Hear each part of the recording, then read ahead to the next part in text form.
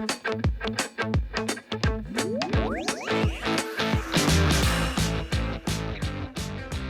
there, folks. What a dynamic time of year it is if you're a fan of the sport of softball. This is Perfect Game Softball, here weekly on Perfect Game TV on behalf of Sierra Romero, who this week will be out busy with Division I regionals. My name is Darren Sutton. Glad to have you with us. This week, we celebrate the Division II World Series, and we celebrate teams like UT Tyler, Cal State Dominguez Hills, Southern Indiana, Rogers State out of Oklahoma, Adelphi out of Garden City, New York, North Georgia, Auburn University, Montgomery. I'm an alum. That's my school, AUM.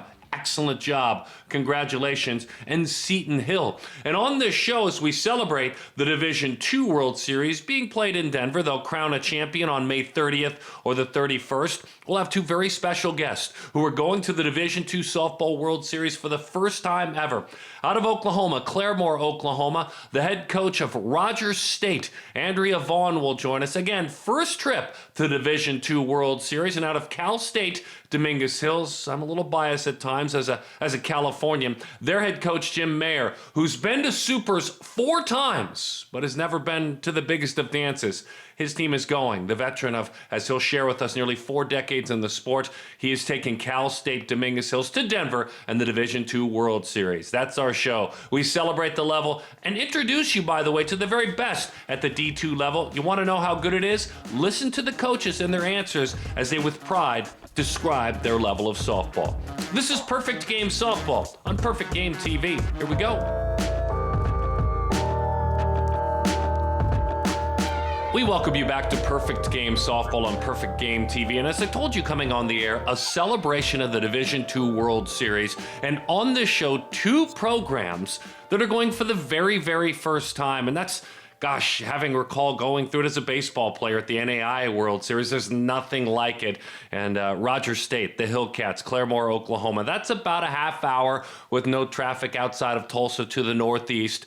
Rogers State, the Hillcats are going for the first time ever. Andrea Vaughan is their head coach, and she joins us now. Andrea, thanks for spending time with us on our unique show. I guess I'd love for you to speak on behalf of your athletes as they get ready to embark upon this credible journey, which they're already knee-deep in, but this is the next level. Yeah, I mean, what a ride it has been. It's pretty surreal. We have been talking about this opportunity since the fall and speaking this over our team since the fall, and just trying to keep that vision out there in front of them. We had 5 seniors take their COVID year and come back, one of those being our pitcher. And in her press conference after our win over UCO, she said, "This is exactly why I came back for this moment right here." So to see this come to fruition for our program has just been really remarkable to watch, and we're just so excited about this next journey. COVID's an interesting thing because you can see programs, and Coach, I see it with baseball and softball, that kind of manage to push through, survive, keep athletes with a good attitude, which I know as a head coach was hard for you at times and a big challenge. But the teams that worked hard and the athletes that were willing to put in the work, and let's be honest, be creative, are seeing that kind of play out now. Do you kind of feel like, man, they've stuck with us, they worked hard, and this is the fruits of your labors? Absolutely. COVID was such a blow and so devastating. But in that, I also think it has been somewhat of a blessing too for these athletes, almost like a second chance, and giving them a renewed spirit in a sense of, I'm not taking anything for granted, and I'm going to go every day like it's my last. And so I just know I got a lot of this, a lot of that from my athletes. Just, we don't want to take anything for granted, Coach. And we're going to go out like we never have before. And so to see that, to kind of see a blessing out of what was such a terrible time has been pretty cool to watch. How much have you heard from your community? You know, you're a smaller town next to a bigger city, but certainly you have alums. You took over the program in 2016. You were an assistant there for 4 years prior to that. You've coached forever at the high school level before that in that very area. But how much have you heard from your community, your leadership, in celebration of your athletes? The outpouring of support from this community has really been remarkable. It's such a great community. I mean, I grew up here. People from years ago that were out watching me play softball here at Claremore, coming back out and just to see our alumni come out, to see the outpouring from our alumni, like we are so proud, of our school and our university, and then just the fan support, and then also too just our admin. I have the best support here at Rogers State. They have just stepped in. They made the regionals and the super regionals such a great experience. Heard from so many, coaches that were here as we were hosting, saw their hard work. We put on a great event, both, 2 weekends ago and this past weekend. So it's really been such an incredible thing to be a part of. It makes you very grateful for Rogers State and just the community of Claremore. You guys are home. I mean, you can tell you have a lot of Oklahomans. You've kept the good players within your state, within your borders. You guys are 22-1 at home. I mean, it literally, sleeping in your own bed was a benefit to your team, and the confidence you have playing on your diamond, that's got to mean a lot. What did you learn as a coach and as a program? You guys were just, postseason eligible at the D2 level. In 2018, you did the regional thing. You guys moved your way there. It didn't go where it went this year. Obviously, this is the first ever time there. But what did you learn in 2018? I think what we learned most was just how hard the process is. Right. You got to have a lot of good things go your way. And certainly we got hot in 2018. We made a great run there at the end. But once we got to regionals, and I hadn't been over the program for very long, I didn't really know just how good Division II softball is. And, we got there and we were kind of starstruck with everything. And we competed, but, it was just an eye opener for me and for the program. So getting to have this opportunity again and knowing how hard it takes or what it takes to get there, has been part of the growing process. But, last year when we fell short of getting the bid to get to go, I think that was just such a setback. And I remember telling the girls in the locker room, I hope we don't ever forget this moment. Because even though we felt like we deserved the bid, we fell short. And so what are we going to do as a program to up the expectation to make sure that this doesn't happen again? And that's certainly what we did. As soon as we got on campus, everything, we upped our expectation with everything. Practice, just our mindset. What are we going to commit to outside of this game? To ensure that we get to where we want to be. I want to hear everything you want to tell me, Coach, about Andrea Morales. I mean, the numbers are crazy and ridiculous at a 1 ERA, basically. And she gave you 250 innings, essentially, and a lot of key innings late in this season. But the Texan and the All-American a year ago, she didn't shock anyone with what she's done. But I'd love, as a coach, to hear about your key piece in the circle.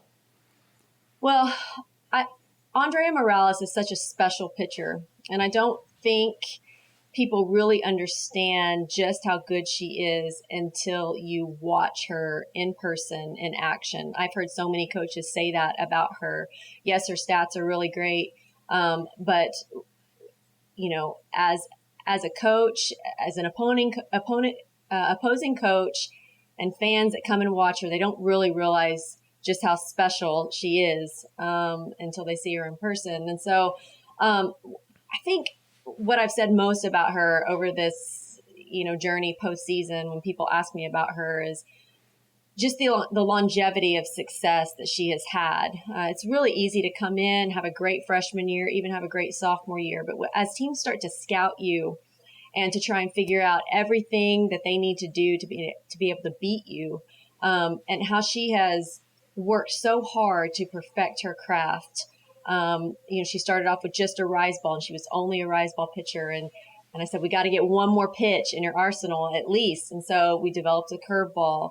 And then the next year we developed the changeup. But just her determination to get better and better every year has been remarkable to watch. Her work ethic is off the charts. And I think that's probably the most phenomenal thing about her is how she's grown. She's having her best year of her career in her 5th year. And that says a lot about who she is.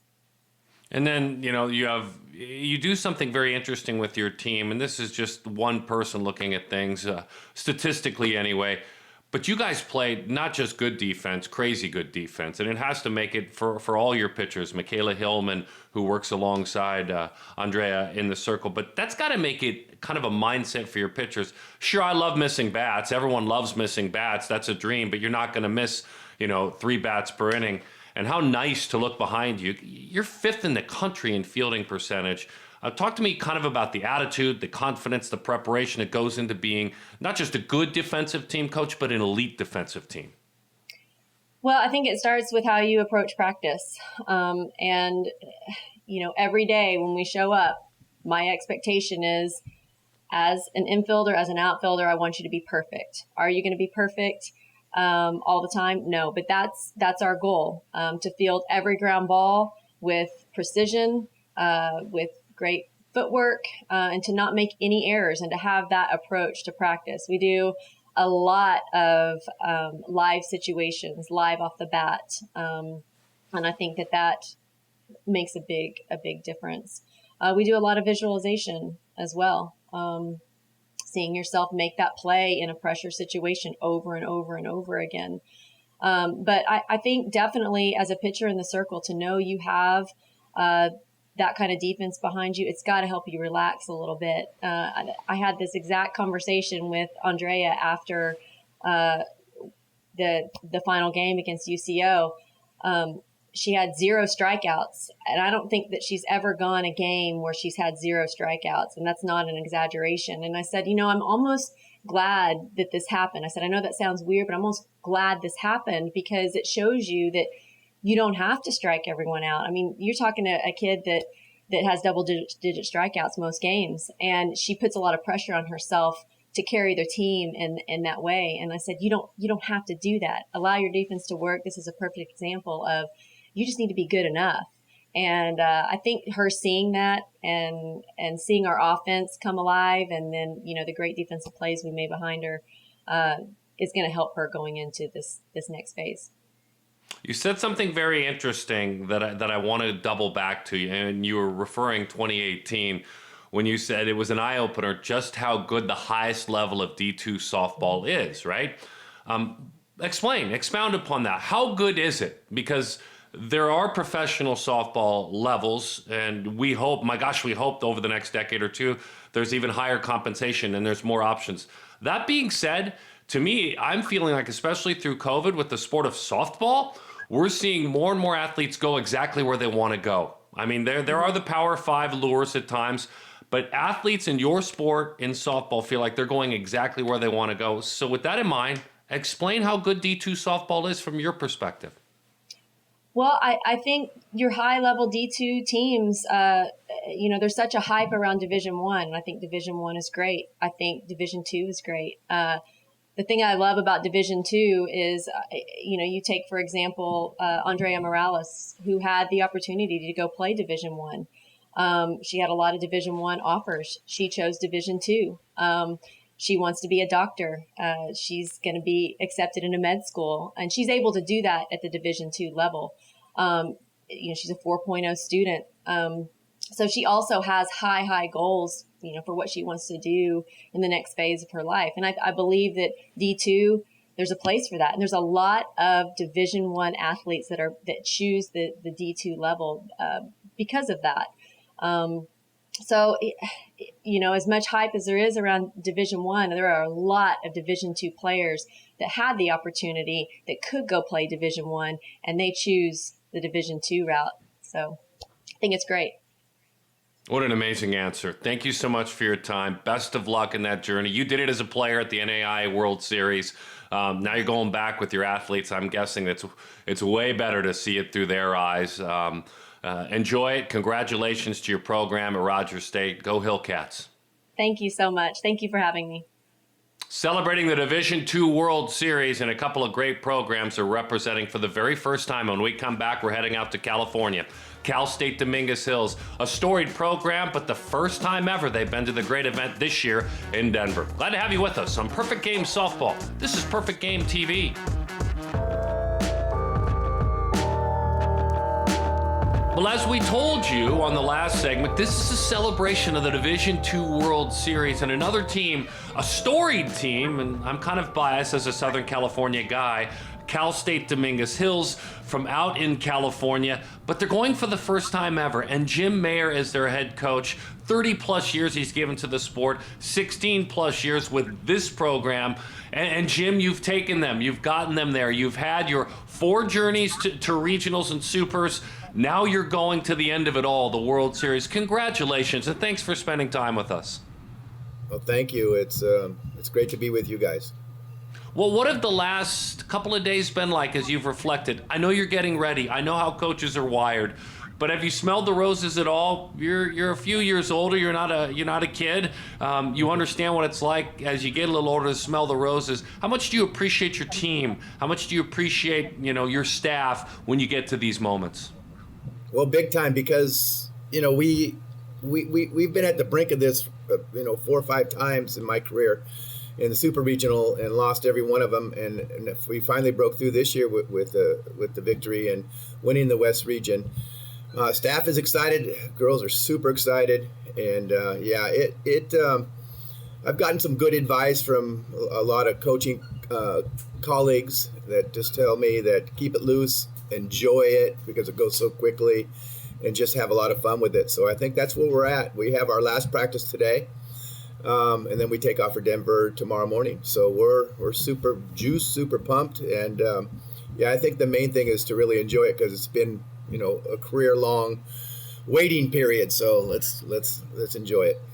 Yeah, and it's interesting for your athletes. I think a lot of people that are watching this show nationally, we just talked with the school out of Oklahoma that's going to be a part of your celebration with Rogers State, just having coach of Rogers State on. They played last year, and I think a lot of people don't understand what happened with the Cal State school system last year. You guys got hurt like everybody else in 20. You played 24 games, and then everything shut down. You had no season last year, so kind of explain how you as a coach made it positive and how the athletes made it positive. That makes this year way better for me and way bigger for me, but kind of explain how you went through last year with your athletes to get to this point with no season a year ago. Yeah, it was very strange. I've done it for 41 years now at various levels, and that was the first time that we ever stopped playing. So we stopped in March, like everybody else did, and then we went into the summer hoping that we could resume in the fall. It didn't happen, and then we were hoping maybe we could sneak something in the spring, and that didn't happen. So for about 18 months, and we went through another summer, we weren't able to do anything. We did a lot of Zoom stuff. We didn't see our athletes for the longest time, and we kept it together. Kept it as positive as possible. We would show videos, and we would do chalk talks, and we just try to keep everybody pumped to return. And we were able to keep most of our team intact. We lost on a few recruits, but other than that, we were able to keep it together. We got some girls into grad school. They can get their COVID years in, and then from there, I think we all kind of started at the same pace in the CCAA. We had all sat out the same amount of time, and here we are. We came out of it great. I mean, better than the years when we didn't get to sit out. We came out of the opportunity to get in there. So it's a really exciting thing, but it's been tough on everybody, especially in the CCA. That's a strong conference, one of the strongest. And for us to have to sit out the entire year, the whole conference was a challenge. It was interesting, and thank you for your candor on that answer, talking with Andrea Vaughan, the head coach of Rogers State, having her talk about, going to the regionals a couple of years back for her and how it opened her eyes just how good the top shelf of D2 softball is. And that's simply put what she said. So I want to get your insights and have you expound upon what she's talking about. If I just bumped into you in a Starbucks in the airport and you told me you're a D2 softball coach, I'd ask you the same question. Explain to me how good that upper tier of Division II softball is. I would say not only the upper tier, but the middle tier and everything else below it is very strong. I mean, we're in California, hotbed of any athletics, especially softball. the best players come out of this area, and they come out of the other warmer states and so forth. And then, of course, it's expanded to greatness all over the country now, as you see, in the Division I level. But Division II softball, it's got a little stigma to it. Maybe it's a little bit more recreational, or maybe it's not as high caliber. But I'm telling you, a lot of Division II teams play Division I teams in the fall, or you see, the Division I teams in your community, and player for player, obviously they have a little bit more, especially usually in the pitching area, but we can compete. It's very competitive. We get a lot of bounce backs, from the Division I, and they're very surprised and shocked that, hey, this is not recreational. I think it's kind of looked at as that from maybe the upper echelons of the softball world, that, hey, this is a Division II player and this is a Division I player, and it really doesn't work out that way. We don't want Division II players said to us by the Division I schools. We want a good ball player, so it's very competitive, and people are surprised, and when they watch it, they're very impressed. Yeah, these are athletes in control of their destiny too. For being a very small selection of professional options above, it's about going where I fit, right? It's about going where I can get a good degree, where I feel comfortable and trust the coach. Especially Cali. I mean, I'm with you 100%, especially Cali. Tell me a little bit about Claudia Valencia, from Eastern Arizona to Cal State San Bernardino. The Paris, California native has had one heck of a year. I'd love for you to tell me a little bit about Claudia. Yeah, Claudia and I met at a camp. I was actually the coach at Cal State San Bernardino during the time. And she showed up at a random camp, ID camp, and didn't know who she was or at all. And she's just very impressive at the camp. Not overly, superly talented, but just, run through a wall for you. Just one a really hard-nosed kid that plays really hard. A lot of passion, ton of passion. And so she caught my eye at that camp, and then we recruited her at San Bernardino. And just as I had recruited her, I left the program and came back here to Cal State Dominguez Hills. And then she got herself into the portal after that season. And of course, when I saw her name, we picked her up, and she's phenomenal. I mean, she didn't play a lot of travel ball. She's not she grew up in an environment where her family was all about baseball, and why are girls playing baseball, or why are they playing softball? And she just learned it, the old school way from her grandpa and all that kind of thing. And it's a great story. She's just ferocious. She's one of our four captains, but she is probably the most vocal captain and just a strong leader. But she's an awesome kid. She got married over the off season and went to her wedding. It was awesome. You picked a right one right there by asking about her. So Claudia is just a great kid. It's and thank you. That's cool to get to know her there, and now her husband and her family and the whole thing. Raquel Jaime, if I said her name correctly, I saw her sitting tableside with you in the celebration as you guys were going to the World Series, and what was, I thought, a very cool press conference. She dubbed herself the spark in that conversation, and it seems like her teammates look to her. Look, anybody that's coming out of where she's at Santiago High School, juggernaut. But tell me a little bit about her as a player. Well, kind of the same thing. In her sophomore year, she put herself in the portal, and she came from CSUN and in the valley there, and we saw her name. And anytime you see somebody of that caliber, you look at their stats and you look at their situation and say, well, she's pretty successful here at the Division I level, and she put herself in the portal, so we're going to call her. Called her, had a visit with her and her mom, had to convince them that Division II softball was competitive, as we said earlier, right? We had to make sure they understood that, and she went with it, and we picked her up, and she became a leader, a captain. She's another one of our captains, very strong leader, and that's really something we have going for us. We're very team-oriented. We're very player-run. We got 4 girls that really run the show here, and taught to run the show, but understand how to run it. She's our best player, no doubt. I mean, I wouldn't, maybe not physically our best player, but when you combine the mental, the physical, the will to win, the smarts, everything that's involved, she is hands down our, I guess the straw that stirs the drink around here. She can really play, and she understands the game better than anybody on our team. and her first year was a half season, right? COVID year. And then she sat out the 18 months with it, and then now she's back. She actually has another year of eligibility.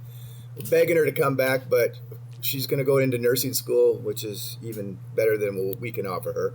That's a great profession. And so she's going to go do that. But, man, if you asked her, she loves the program, and she loves everything about it. So she's awesome, and at the same time, I think we did a really good job in helping her revive her career, because she was at her lowest point when she did leave CSUN, mentally and physically, and has now rebuilt herself and is loving softball again. Yeah, kudos to you. I want to ask you a final question. I always like to ask coaches this, and I watch it in the major leagues with baseball. You see it everywhere. Coaches don't dogpile. We know that, right? Coaches don't dogpile. They look at their staff, they hug their staff, and then they watch the young women that they work so hard with really act like kids. What does that look like through your eyes when you're looking out there? You've seen it a couple times now this year. What does that look like to see? Is it emotional? Is it, well you up inside? What does it do to you to see those moments? No, it's the greatest thing in the world. I mean, it's emotional to watch them put in so much work and then get rewarded for it, and then to celebrate it. And we tell them that, the opponent is not your enemy. The opponent, when you win, you celebrate. You're humble with it, and you congratulate the other team, because when you lose, I think it's important to understand that we learned from that loss, and that other team has taught us what we need to do to get better. So we celebrate them either way, the opponent. But just to, it also teaches you kind of like, man, this is really important to them, because sometimes, you wonder, for a coach, you're like, this is my life, this is what I do. This is how I get paid. And I hope we're on the same page, because you got a lot more life in front of you than I do. So I think, and then you see that and you go, man, they really do get it, and they really are competitive. That is like a gift from God. That is a gift that any coach can get, to see his players really enjoy the moment. So that's awesome. We appreciate it. Best of luck to you in Denver. Go win a whole bunch of games up there. Bring it all home. Best of luck to you in Cal State Dominguez Hills. Okay, thank you, Darren. Thank you very much for having us. We really appreciate it, and it helps put us on the map a little bit more. And so we really appreciate these opportunities. Yeah, Jim Maier, the head coach at Cal State Dominguez Hills. We also want to thank Andrea Vaughan, the head coach of Rogers State. Both of them are going to the Division II World Series for the first time ever. We're here each and every week. We'll get Sierra Romero back in her chair as well next week on Perfect Game Softball on Perfect Game TV.